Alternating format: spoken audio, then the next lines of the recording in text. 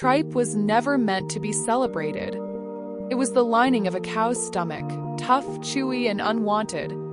During American slavery, when enslaved Africans were denied the best cuts of meat, tripe was often among the scraps handed down from the plantation kitchen. The roasts and loins stayed in the big house. The organs, feet, skin, and stomach went to the quarters. It was meant to be leftover. But history shows us something powerful. What was meant to diminish a people became a foundation of culture. Across West and Central Africa, no part of an animal was wasted. Organ meats were already part of traditional cooking. Enslaved Africans carried that knowledge with them across the Atlantic. Though they were stripped of possessions, they were not stripped of skill. Tripe required work, serious work. It had to be cleaned again and again, soaked in salt water or vinegar, scraped, rinsed, boiled, drained, and boiled again. Demanded patience, demanded fire, demanded seasoning.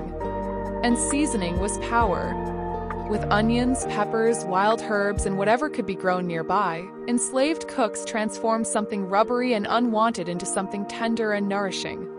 Slow heat softened what seemed impossible to chew.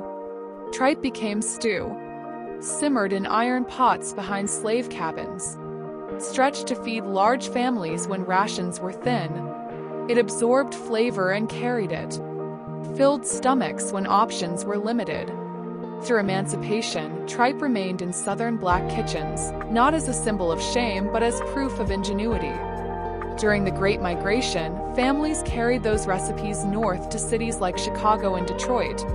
In small apartments far from southern fields, tripe still simmered on stovetops, tasting like home.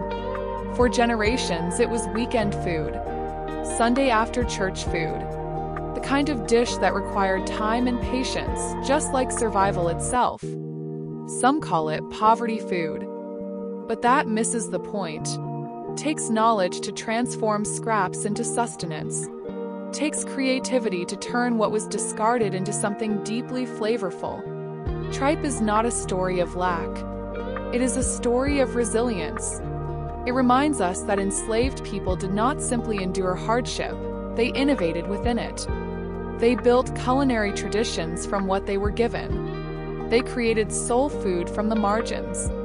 Tripe may not be glamorous, may not headline restaurant menus, but it carries the memory of hands that refused to waste what little they had.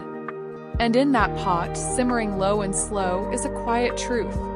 What was meant to be humiliation became heritage. That is the story of tripe. Come back tomorrow for the next dish in our 28-day series.